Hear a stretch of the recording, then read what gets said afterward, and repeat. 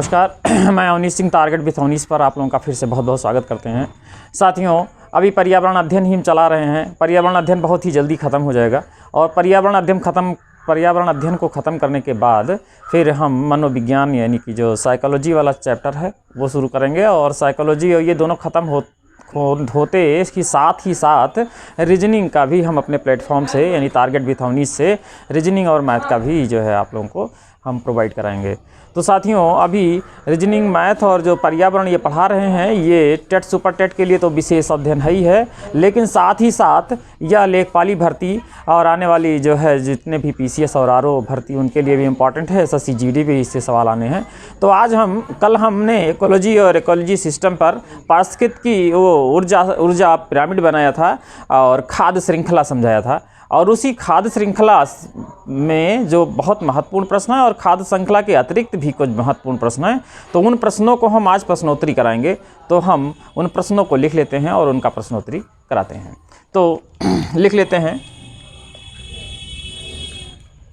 पारिस्थितिकी तंत्र में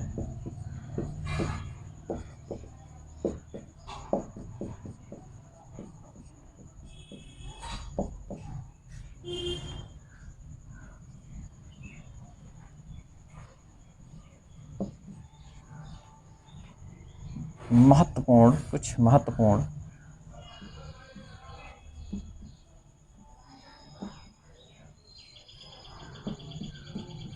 प्रश्नोत्तरी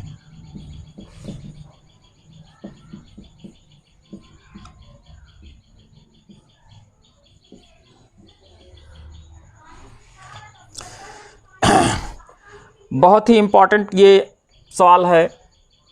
पहला, राष्ट्रीय पर्यावरण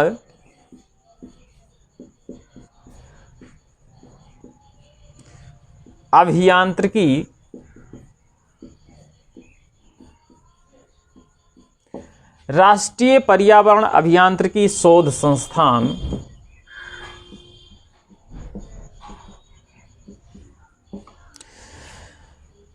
कहाँ स्थित है? इसको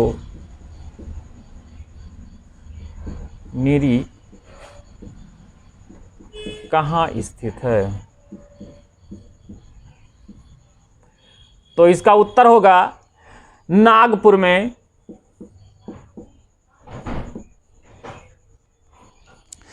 इसको ऐसे भी याद कर सकते हैं, नीरी नागपुर नाना से संबंध बना सकते हैं। तो ये भी ध्यान रखिए। बाकी राष्ट्रीय पर्यावरण अभियांत्रिकी शोध संस्थान तो बहुत ही इंपॉर्टेंट प्रश्न है। दूसरा प्रश्न है, भारत में गैर परंपरागत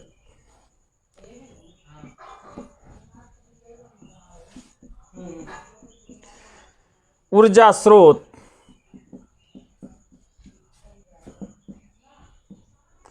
विभाग की स्थापना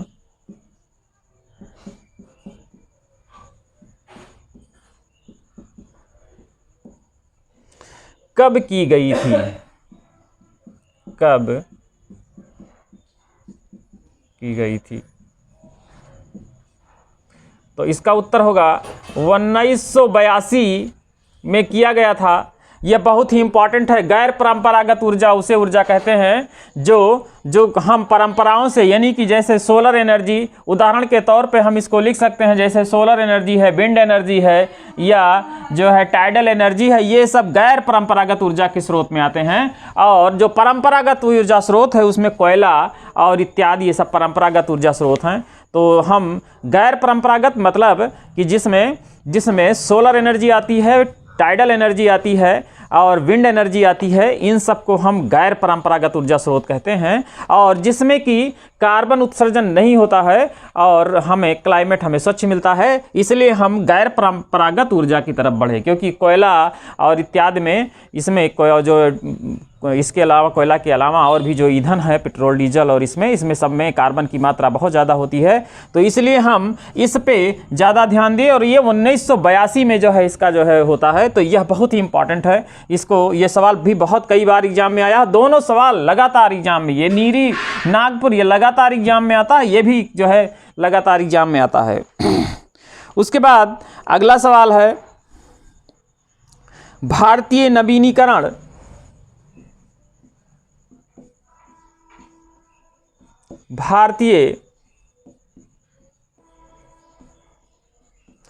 नवीनीकरण या नवीकरण, ये लिख लें, भारतीय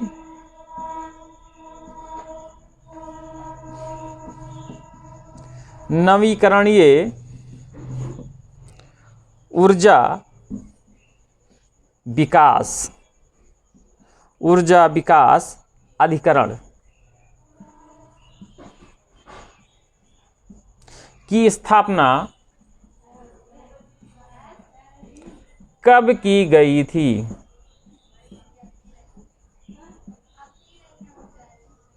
तो यह 1987 में की गई थी। बहुत ही इंपॉर्टेंट जो है यह। और अभी और भी हम सवाल करते हैं, जैसे कि पर्यावरण दिवस हम कई बार जान चुके हैं, और पर्यावरण संरक्षण अधिनियम भी हम इससे पहले लिखवा चुके हैं, जो कि 86 में है। पर्यावरण संरक्षण अधिनियम 1986 में आया है। यह भी लगातार आया हुआ है, हम फिर बता रहे हैं क्योंकि उसको हम पहले लिखवा चुके हैं, इसलिए नहीं यहाँ लिखवा रहे हैं। पर्यावरण संरक्षण अधिनियम 1986 में आया हुआ है। इसको आप याद रख लिए बिल्कुल, ये हर एग्जाम में यह प्रश्न आना ही आना है। तो इसके अलावा हम और भी लिख लेते हैं। अच्छा, एक सवाल और है जो कि बहुत ही इंपॉर्टेंट है, विश्व पर्यावरण दिवस कब मनाया जाता है? तो ये भी हम लिखवा चुके हैं। विश्व पर्यावरण दिवस 5 जून को मनाया जाता है, और विश्व पर्यावरण दिवस सबसे पहली बार 1973 में मनाया गया था। तो यह भी जान लें कि विश्व पर्यावरण दिवस 5 जून को मनाया जाता है, और यह सबसे पहली बार 1973 में मनाया गया था। यह भी सवाल उतना ही इंपॉर्टेंट है जितना कि जो है संरक्षण अधिनियम आया था। तो ये जान लगी रखिए। और मैंने एक चीज़ और बताया था, वन संबंधी यदि कोई भी आप आता है, रिसर्च होता है या कुछ भी होता है, तो वह देहरादून होता है। लेकिन यदि वन का संसाधन का जो है प्रबंधन जो करने की बात आती है, तो वह भोपाल है। और जो है ये एग्जाम ये मैंने लिखा भी चुके हैं आपके उसमें पेपर में, हम इससे पहले लिखवा चुके हैं। तो अगले प्रश्न के आगे हम चलते हैं।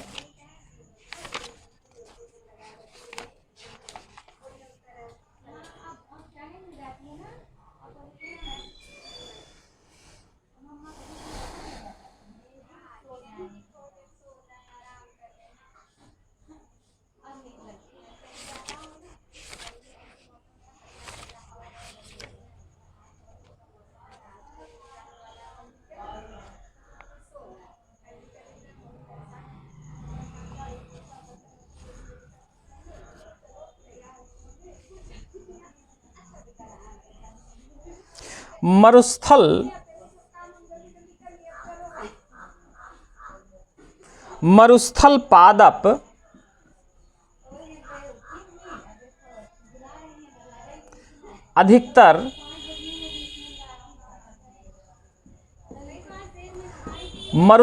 पादप अधिकतर होते हैं। तो इसका आंसर हम लिख दे रहे हैं, इसका आंसर मांसल होता है। वैसे ये आया हुआ प्रश्न है, ये कई बार आया हुआ प्रश्न है। इसका और भी विकल्प है, मांसल है, शाकीय है, और पर्वतीय है, और पर्णवृत्तीय है। तो हम मांसल, मरुस्थल पादप जो होते हैं उसका आंसर मांसल, ये हम याद कर लेते हैं, बहुत ही इंपॉर्टेंट है। और बाकी हम विकल्प देके भी प्रश्न आप जो करा रहे हैं वो विकल्प देके हम करा रहे हैं, बहुत ही, क्योंकि हम आप लोगों को इतने का स्क्रीनशॉट ले लीजिए, फिर हम इसको मिटा के विकल्प से सवाल हम कराएंगे। मित्रों, इसका एक स्क्रीनशॉट ले लीजिए।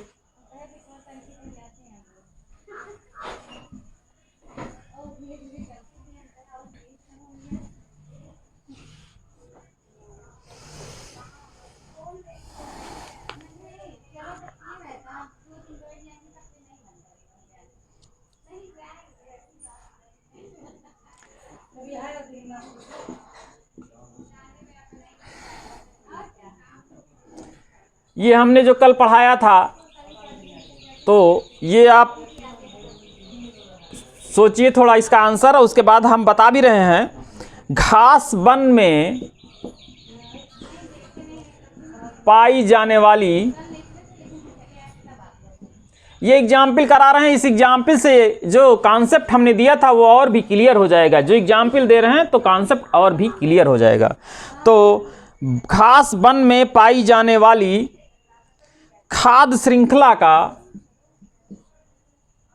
खाद्य श्रृंखला का सही क्रम कौन सा है? इसमें हम 4 विकल्प दे रहे हैं। पहला विकल्प है घास, हिरण, जूं और शेर। दूसरा विकल्प है घास, जूं, हिरण, शेर। और तीसरा विकल्प है घास, हिरण, शेर एवं जूं। और डी विकल्प है घास, शेर, हिरण और जूं। इसको हम देखें तो मित्रों यहाँ पे देखिए कि सबसे पहले विकल्प में अगर हम जाते हैं तो घास पे हिरण डिपेंड है, लेकिन यहाँ पे ये बिगड़ जाता है कि जूं जो है वो तीसरा नहीं बल्कि शेर पे भी जूं रहता है, तो यह चौथा हो जाएगा। तो इसलिए ये पहला विकल्प गलत हो जाता है। फिर घास ये उत्पादक है, ये तीनों उत्पादक हैं और ये सब जो है उपभोक्ता हैं। तो दूसरा विकल्प हम देखते हैं, घास के बाद जूं, जूं के बाद हिरण और शेर, यह भी विकल्प, क्योंकि जूं तो हिरण और शेर दोनों में पाए जाएंगे, तो इनका जो है इनका भोजन मतलब इनके ऊपर निर्भर है। ये हिरण के ऊपर निर्भर है और हिरण शेर पे निर्भर है और जूं जो है दोनों पे रहेंगे। और तीसरा विकल्प हम देखते हैं, तीसरा है घास, और घास पे जो डिपेंड है जो तो है हिरण, और हिरण पे जो डिपेंड है वो है शेर, और शेर पे जो डिपेंड है जूं। यानी तो उत्पादक पे पहला उपभोक्ता हिरण हो गया, घास जो है उत्पादक हो गया, और इस उत्पादक पे पहला उपभोक्ता हिरण हो गया, दूसरा शेर हो गया और तीसरा जूं हो गया। तो इस तरीके से यह जो है सही विकल्प सही आंसर होगा। तो इसलिए इसलिए यह क्वेश्चन कराने पे आपका कॉन्सेप्ट और भी क्लियर हो जाएगा। और चौथा गलत है, घास शेर जो है नहीं खाता है, वो हिरण और ये, तो चौथा विकल्प ऐसे ही गलत है। तो इस तरीके से एक सवाल ये जो हमने खाद्य श्रृंखला समझाया था वो खाद्य श्रृंखला पे सवाल है।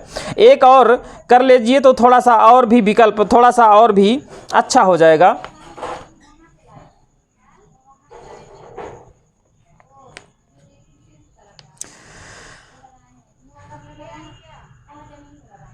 परितंत्र में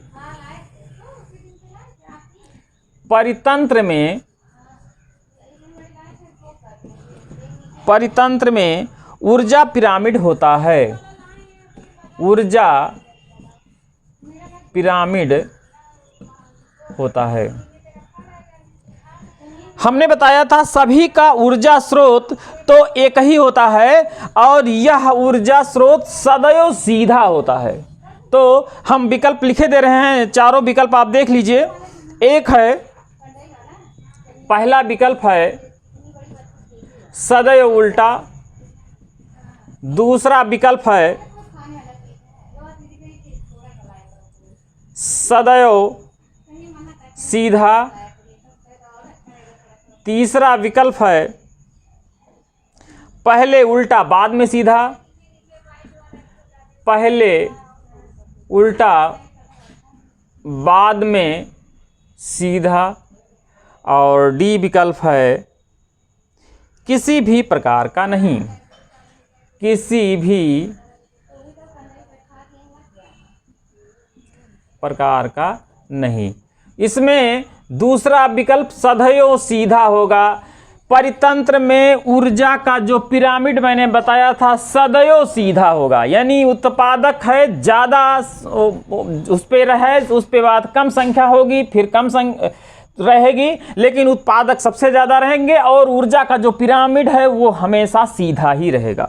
तो ये दो जो है इसमें दोनों का आप स्क्रीनशॉट ले लीजिए, फिर मिटा के हम और भी प्रश्न कराते हैं।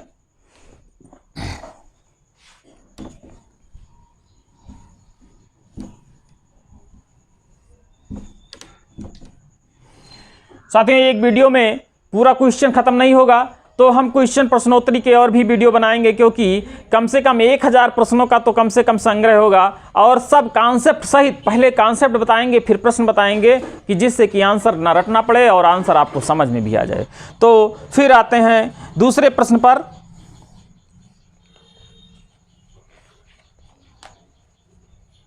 ये भी हम आपको बता चुके हैं, लेकिन एक बार फिर से थोड़ा सा रिमाइंड हो जाएगा।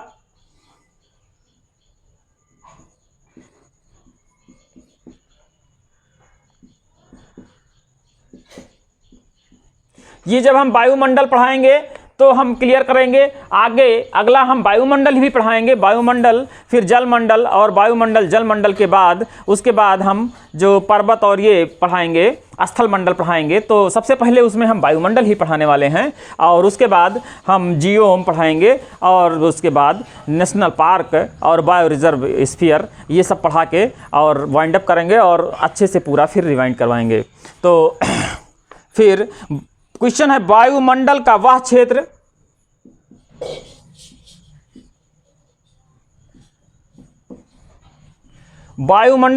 क्षेत्र जिसमें बादलों का बनना, बिजली कड़कना,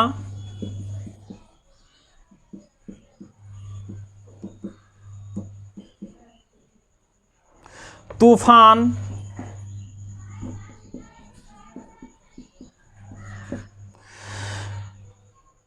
आंधी का होना पाया जाता है।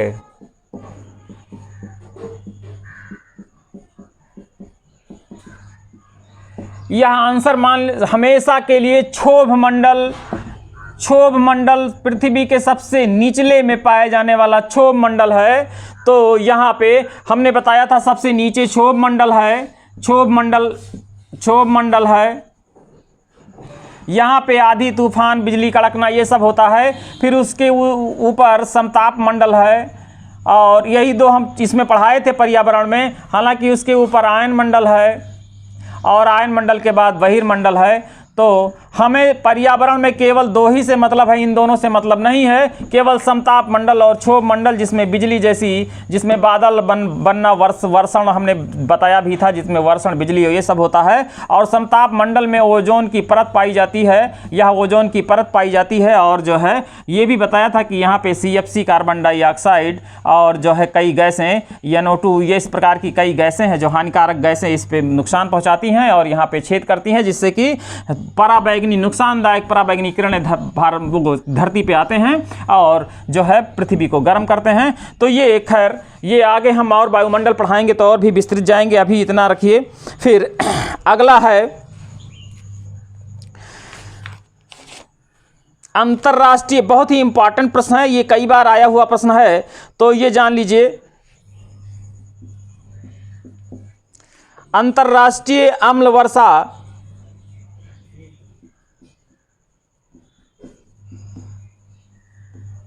अंतरराष्ट्रीय अम्ल वर्षा सूचना केंद्र, अम्ल वर्षा सूचना केंद्र कहाँ स्थापित किया गया है? कहाँ स्थापित है? कहाँ स्थापित है? इसका उत्तर होगा ओस्लो। ओस्लो में अम्ल वर्षा का केंद्र स्थापित है। नॉर्वे की राजधानी है ओस्लो। यहाँ पे सबसे ज़्यादा आम्ल वर्षा होती है। और आम्ल वर्षा होता क्या है, सल्फर डाइऑक्साइड और इसका जो मिक्सचर होता है वहाँ पे आम्ल वर्षा होती है, आम्ल बहुत ज़्यादा मात्रा में गिरता है। और ये यूरोपीय कंट्री में ज़्यादा है, जिसमें नॉर्वे, डेनमार्क और इस तरीके से उसमें ज़्यादा है। इसलिए आम्ल वर्षा सूचना केंद्र स्थापित ओस्लो में किया गया है। एक और प्रश्न बहुत ही इंपॉर्टेंट है, पारिस्थितिकी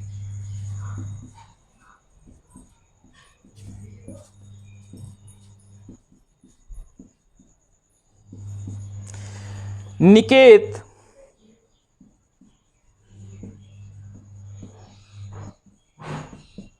की संकल्पना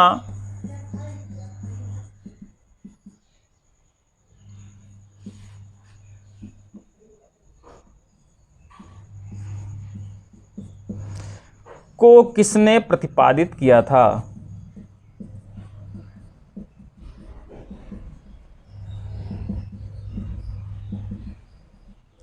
तो इसका उत्तर है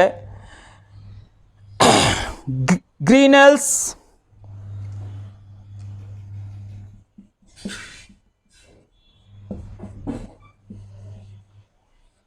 ये याद कर लीजिए, बहुत ही इंपॉर्टेंट है। यह भी बहुत इंपॉर्टेंट, इसमें जितना है सब का सब बहुत इंपॉर्टेंट है।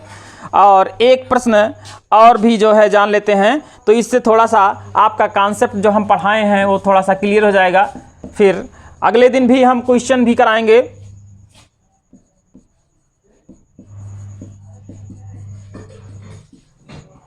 अधोलिखित में कौन सा पारिस्थितिकी तंत्र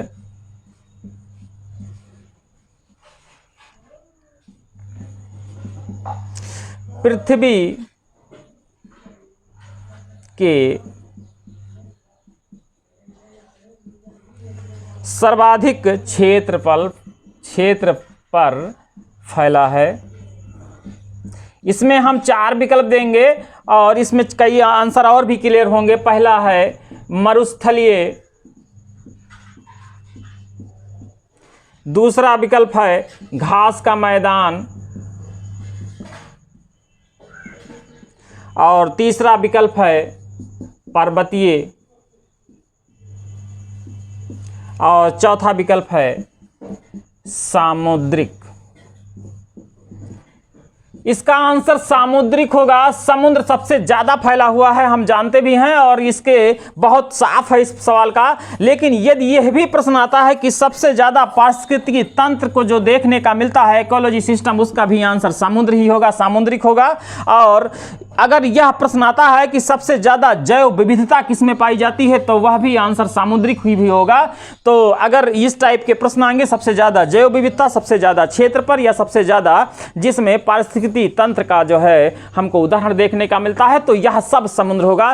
तो साथियों ये इसको जरूर, जितना ये सवाल हम कराएं साथियों, इसको जरूर जो है कर लीजिएगा। और अगले टर्न पे हम और ज्यादा सवाल पढ़ाने की कोशिश करेंगे, जिससे ज्यादा जल्दी जो है पर्यावरण और पारिस्थितिकी दोनों खत्म किया जाए। और आगे हम वायुमंडल, जलमंडल और स्थल मंडल पढ़ाएंगे। इसके बाद जो है हमने बताया कि क्या कहते हैं, जैव विविधता वाला जो है चैप्टर, जिसमें नेशनल पार्क, भारत में जितना नेशनल पार्क हैं और जो है बायो रिजर्व स्फीयर जो है इनको बहुत जल्दी खत्म करके, और हम बहुत जल्दी जो है इसको खत्म करेंगे। और साथियों ये सभी कंपटीशन के लिए बहुत इंपॉर्टेंट है, सभी कंपटीशन, जिसमें लेखपाली भर्ती से लेके एसएससी, जीडी, आईएएस, पीसीएस और जितना भी आरओ है, और साथ में टेट के लिए तो 30 प्रश्न यहाँ से आने हैं। और ये मेरा दावा है, सारे वीडियो को देखने के बाद आप 25 से 30 प्रश्न या 28 और 29 प्रश्न करके आएंगे। एक प्रश्न इधर उधर हो जाता है तो नहीं पता, बाकी आप 28-29 प्रश्न करके आएंगे।